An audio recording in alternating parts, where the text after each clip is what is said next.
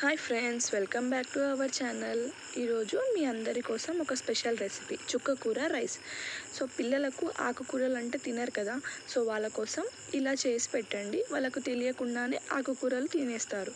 So ఇది ఎలా చేసుకోవాలంటే, ముందుగా ఒక కడాయి తీసుకొని అందులోకి తగినంత ఆయిల్ వేసుకొని పల్లీలు, పోపు దినుసులు, కొంచెం పొడుగా చాప్ చేసుకున్న పచ్చిమిరపకాయలు, తగినంత కరివేపాకు ఇవన్నీ వేసుకొని లైట్గా ఫ్రై చేసుకోవాలి. ఇవి కొంచెం ఫ్రై అయిన తర్వాత తగినంత పసుపును కూడా యాడ్ చేసుకోవాలి. సో ఇక్కడ చూపిస్తున్నా కదండి, ఇది చుక్కకూర పచ్చడి. ఇది ఎలా చేయాలంటే, చుక్కకూర, పచ్చిమిరపకాయలు, ఉప్పు, వెల్లుల్లిపాయలు వేసుకొని గ్రైండ్ చేసి పెట్టుకోవాలి. ఆ మిశ్రమంని ఇందులోకి యాడ్ చేసుకొని మంచిగా ఆయిల్లో ఫ్రై చేసుకోవాలి. తర్వాత ఇందులోకి 3 ఎండుమిరపకాయలను కూడా వేసుకొని మంచిగా మిక్స్ చేసుకోవాలి.